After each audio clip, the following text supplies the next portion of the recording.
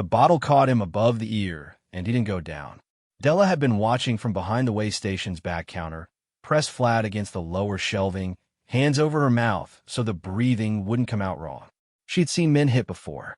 She knew the particular way a body decided it was done.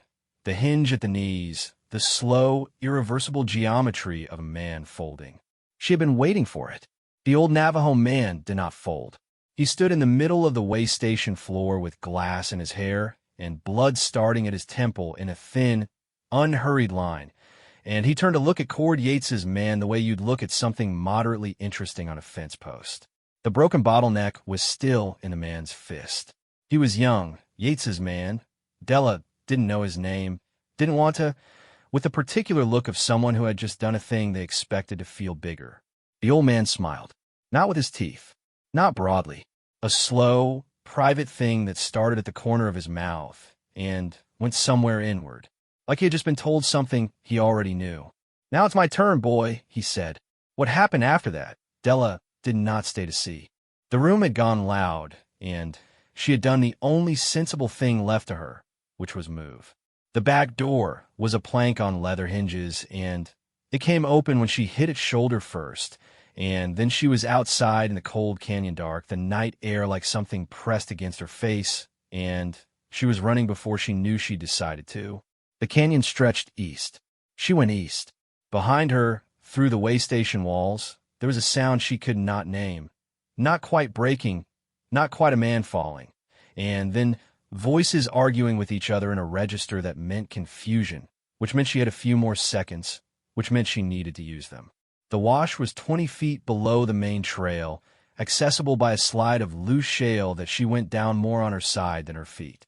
She landed wrong, caught herself with both palms in the gravel, and then she was down and in the dark between two walls of rock, and she pressed herself into the shallower wall and breathed through her nose because mouth breathing was too loud when silence was the only thing you had. She heard them looking for her. She heard Yates's voice, distinct from the others, flat, not raised, which was worse than raised. A man who didn't need to shout to be obeyed was a man who had already done something to stop needing it. She counted her heartbeats. She got to 47. Gravel shifted above her, and she flattened further into the rock, and then stopped flattening because there was no further to go, and all she could do was watch the top of the wash. The shape that appeared at the rim was not Cord Yates. It was too still for one of his men, who moved with the fidgety energy of people who were always a little afraid of their employer. This shape crouched at the lip of the wash in the dark and simply looked down, and after a moment Della knew it was the old man because of his profile against the blue dark sky and because there was no urgency in him, which was a different kind of terrifying. He made no sound. He looked at her for a moment. She couldn't read his expression in the dark, only the stillness of him. And then he tilted his head slightly toward the east and stood and walked. She told herself she wasn't going to follow him. Her feet went anyway. The shale was quieter going up if you used your hands, which she learned by doing it. He waited for her at the top without appearing to wait, just standing, oriented east, as if he had been planning to walk that direction regardless.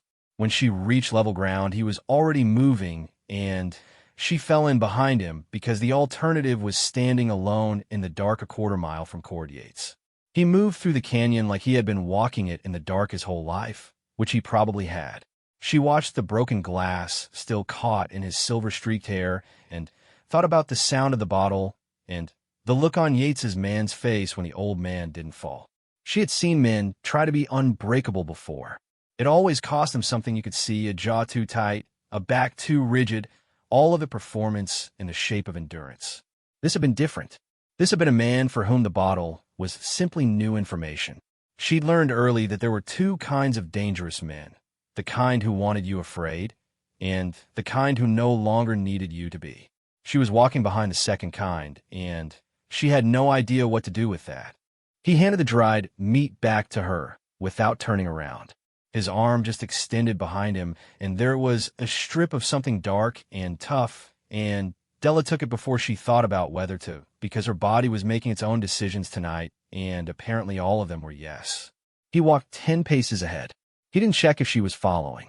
She was following. The meat tasted of juniper smoke and something she couldn't identify, and she ate it in 3 bites because she hadn't eaten since morning, and her body, having finally gotten something, became urgent about it. She touched the place where her palm had caught the gravel and felt the scrape there without looking at it. A minor accounting. She watched the glass in his hair. 3 pieces, maybe 4, catching the moonlight when he moved through the open stretches between the canyon walls. He didn't seem to notice them or didn't consider them worth addressing. A man who needs you afraid has already told you everything about himself. She hadn't heard that yet. That would come later, at a spring, in the daylight, with a water skin in her hands. But she was already beginning to form the thought without the words for it, the way you sometimes understand the shape of something before you can name it. She followed him east. The canyon walls rose on either side. The night was cold and clear, and Cord Yates's voice had faded back to nothing behind them, swallowed by the rock. She did not feel safe. She did not feel unsafe. She had no word for what she felt. She watched the glass in his hair and put one foot in front of the other and let the canyon take her wherever it was going. His camp was 3 miles into rock country, and she counted every step like she might need to run them back. She did count them. She counted to somewhere past 800, and then lost her place when the trail narrowed, and she needed both hands on a rock face, and she had to start over at 1. And by the time the camp appeared, she was at 400 and something, and the number felt both useless and necessary, and she kept it anyway. The camp was small. That was the first thing. A fire ring with old ash, a bedroll, a canvas pack hung on a notch of rock, a spring in the back of a shallow overhang, the water coming out of the stone itself in a thread that was dark in the dark and silver in the firelight once he had the fire going, which he did in less time than she would have expected, crouching over the ring and working with his hands in the quick, practiced way as someone who had started 1,000 fires and stopped being interested in them somewhere around fire 200. He gestured toward the other side of the ring. She sat. He went to the canvas pack and took things out of it, and she watched him the way she watched all of it, the exit, the terrain, the distance to the trail, without moving her head too much. The pack produced dried beans, a small pot, and a second blanket, which he set on the ground beside her without comment, the same way he'd handed her the meat. An extension of the arm, a fact deposited, his eyes already back on the pot. She pulled the blanket across her lap. It smelled of wood smoke and something dry and piney. The spring thread caught the fire in the corner of her vision, and she watched it for a while. He worked. The beans went into the pot, and the pot went onto a flat rock at the fire's edge, and she noticed that he did everything with the particular efficiency of a person who lived alone and had arranged his world to require the minimum number of steps between wanting something and having it. She waited for the question. There was always a question. Where are you from? What are you running from? Who are you to me, and what use are you? The questions were the price of the fire and the food and the blanket, and she had paid them before in various currencies, some of which she didn't want to think about sitting in the dark next to a strange man, however quiet he was. The beans cooked. He stirred them once. No question. She shifted on the ground and found a more useful arrangement of her legs, and he did not look up. She ate from the same pot he offered her. He had 1 bowl, and he gave it to her, which she didn't examine too closely, and when she handed it back, he ate from it too without remark, the way you'd share a tool. She was full by the time she handed it back. That was an unusual thing. She noted it the way you'd note a change in weather. After he banked the fire and lay down on the bedroll and was asleep in what seemed like an unreasonably short time, his breathing slowing and steadying until it was just another sound the canyon made. She sat for a while. She had her knife. She had always had her knife. It lived at her right hip in a sheath she'd sewn herself from boot leather, and she had not thought about it specifically since the way station, but her hand knew where it was the same way your tongue knows where your teeth are, an ongoing low accounting. She lay down where she was, on the blanket on the ground. The rock was cold, but the blanket was adequate, and the fire was still giving off heat. She watched the overhang above her and listened to the spring. She did not sleep. She was still awake when the fire died to coals, and the cold came closer, and she was still awake when he woke, or she thought he woke, There was a change in the quality of his stillness, some shift from unconscious to simply not moving, and she had the knife in her hand before she was fully aware of reaching for it. He sat up. He put more wood on the fire. He did not look at her side of the camp. He settled back against the rock wall with something in his hands, a piece of wood, small, and a short blade, and he began to work it. The whittling sound was soft and regular, a patient sound. She watched the small curl of wood shaving that fell on his knee and lay there. He didn't brush it off, just kept working. Another curl, landing on the first. She still had the knife. She put it down after a while, not back in a sheath, just down on the ground beside her within reach. A compromise between her fear and some other thing that didn't have a name yet. She watched him whittle until something behind her eyes got heavy, and she was gone before she noticed herself going. Morning. Cold. The fire had been rebuilt at some point, and a tin cup of water was on the flat rock beside the fire ring, steam coming off it in a thin thread. She sat up. He was outside the overhang at the canyon edge, standing still in the early light. She was still there. She hadn't planned that. It felt worth noticing. She drank the water. It was plain water, not anything, just water, and it was hot, and that was enough. She sat with the cup in both hands and watched the steam and didn't count anything. She asked him why he smiled when the bottle hit, and he was quiet long enough that she thought he wouldn't answer. They were at the spring, 30 feet back in the overhang where the rocks sweated cold water into a shallow basin. She had gone to refill the water skins, his and the one he had produced that morning from the pack, with a look that meant it was for her now. And he had come with her the way he went most places, which was not quickly and not reluctantly, just present, moving through the world like he had already agreed to all of it. She had been holding the question since the night before. It had been sitting in her chest, taking up space. She asked it while the skin was filling because it was easier to ask a question when your hand were doing something else. He crouched by the basin and looked at the water. She counted the seconds. She got a 9. First time a man hit me, he said, I was 12. Soldier. He hit me because I was standing where he wanted to walk. He turned the small stone in the basin with one finger, a slow rotation. I went down. I stayed down. I thought that was the end of it. He stopped. She didn't prompt him. She had learned that silence was a space some people needed. He came back the next day, hasty and Nez said. Different reason. Same result. The water ran cold over her hands, and she adjusted the angle of the skin. Third time, he said, I stayed standing. Not because I was stronger, because I understood something.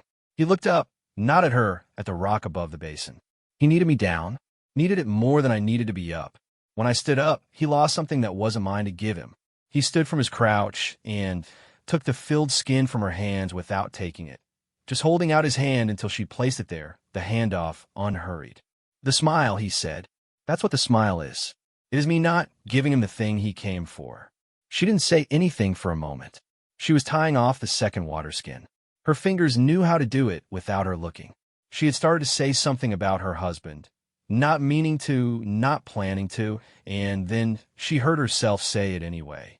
The word husband with a particular flatness, the way you say the name of a place you've left and don't intend to return to. She said 2 sentences and stopped, and he didn't fill the silence that followed, and she was grateful for that in a way she didn't have room to examine right now. He said, a man who needs you afraid has already told you everything about himself. He didn't look at her when he said it. He was already turning back toward the camp, one of the water skins in each hand, hanging loose at his sides. His voice had been the same as when he'd said anything else, the same register, the low, flat neutral of a man reporting the weather. She lifted the second water skin, and it moved, the water inside finding its level, a small contained weight shifting in her hands. She stood at the spring for another moment. The canyon was quiet. Somewhere a bird was working through the same 4 notes repeatedly. The water ran. She didn't need to say anything back. He had already moved on down the trail, not waiting, not checking, and she found that she was walking after him before she had decided to, the water skin a small solid weight in her hand, and the canyon was bright in the morning, and the 4-note bird had given up and gone somewhere else, and none of it was very much, and she was still there. Cord Yates found the camp on the third day, because Cord Yates always found things. Della heard the horses before she saw them, a sound that didn't belong in the rock, a hollow echo coming off the canyon walls from the South Trail, and she had been living in enough danger for long enough that her body knew the difference between sound that was background and sound that was incoming. She was on her feet and at the camp's edge before she had a thought about it. Hasty Inez was by the fire. He did not stand. 3 horses. 2 of Yates's men she recognized from the way station, the bottle man among them, with a bruise across his jaw now that she noted with a small, cold satisfaction. Yates himself in front, sitting his horse the way he sat everything, with the settled ease of a man who had stopped doubting he would eventually get what he came for. He looked at the camp. He looked at Hasty Inez. He looked at her. "Morning," he said. A pleasantry deployed the way you'd lay down a card. Hasty Inez said nothing. "You've got something I've been looking for," Yates said, and he wasn't looking at her specifically, but she was the only thing she could be, the something the object mislaid and found. She had her knife. It was in her hand. She didn't remember taking it out. "Here's how I see it," Yates said. He moved his horse a step forward. Unhurried. "You're an old man out here alone, and that is not my business. Girl comes with me. You go on being an old man. Nobody's day gets complicated." Hasty Inez was still crouching by the fire. He had a stick in his hand, and he used it to move one of the coals slightly, a domestic adjustment, and then he set the stick down across his knees and looked up at Cord Yates. She moved. She hadn't planned it. Her feet went to his side and stopped there, and she was standing beside him, the knife in her hand, and her hand not entirely steady, and she could feel him in her peripheral vision, still crouching, still looking up at Yates. She was not brave. She knew the numbers. 3 armed men, 1 old man, and a woman with a belt knife. She knew exactly what those numbers added to, and it was nothing good.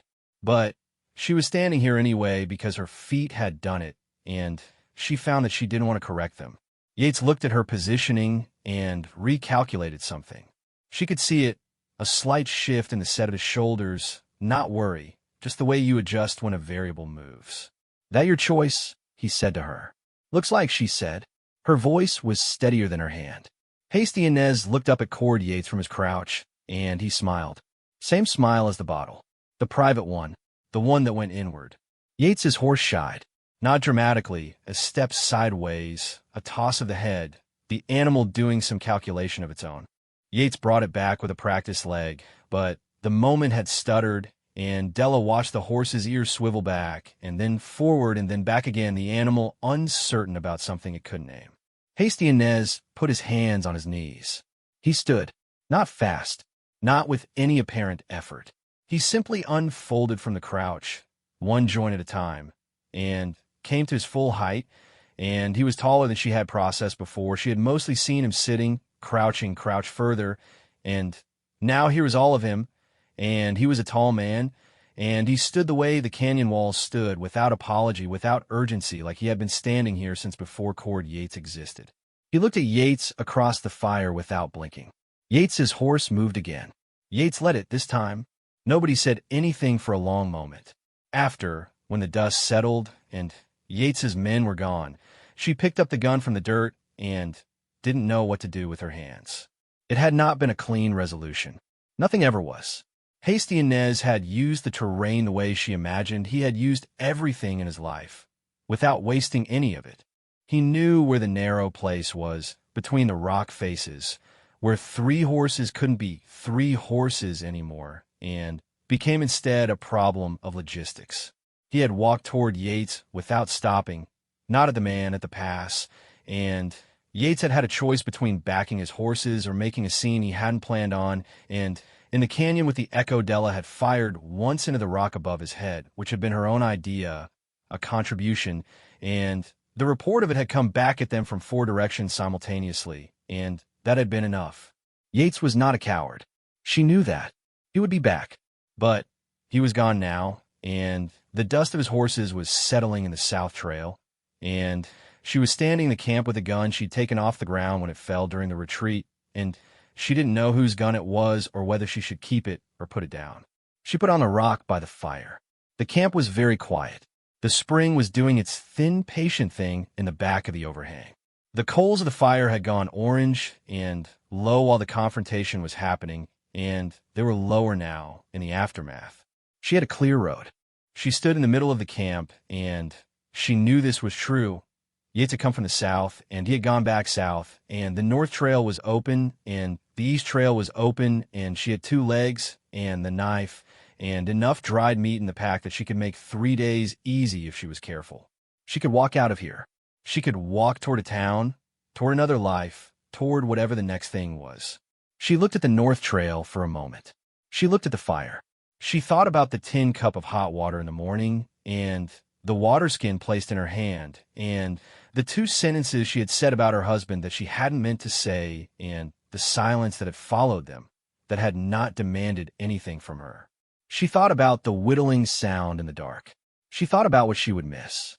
The list was longer than she had been expecting. That surprised her. She stood in the middle of the camp taking stock of it, turning the items over, the spring sound, the particular quality of firelight in the overhang, the tin cup, the way he moved through the canyon like he had agreed to all of it beforehand. And she realized she had been making this list for 3 days without knowing she was doing it. Filing things. The way you file things you might need to find again. She wondered where the piece of wood was sitting on the flat rock, the whittled thing, the one he'd been working on in the dark when she had her knife in her hand. She picked it up. She still couldn't tell what it was going to be. The shape was emerging from the wood the way shapes emerge from things, slowly. The final form already inside, the work just being the removal of everything it wasn't. It fit in her palm, the weight of a small tool, and she turned it in her hands. She heard him coming back up the south trail, his footsteps on the shale easy to place now that she knew them. She sat down by the fire with the carving in her hands, and she didn't put it down. He came into the camp, and looked at the coals, and looked at her. He sat down on his side of the fire. He didn't ask. She held out the carving, and he took it, his hand open and unhurried, and he looked at it for a moment, and then took up where he'd left off, the short blade moving in small, patient strokes, a curl of wood falling to the ground between them. The spring ran. The fire gave off heat. Outside the overhang the canyon was going gold with late afternoon. The rock walls changing color the way they did toward evening, slow and inevitable, a thing that happened regardless. She didn't leave. She pulled the blanket across her lap. Her blanket now, she supposed, in the way that objects become yours when someone gives them without asking for them back. And she watched the carving take its slow shape in his hands, and she let the canyon be quiet around her. That was all. That was enough.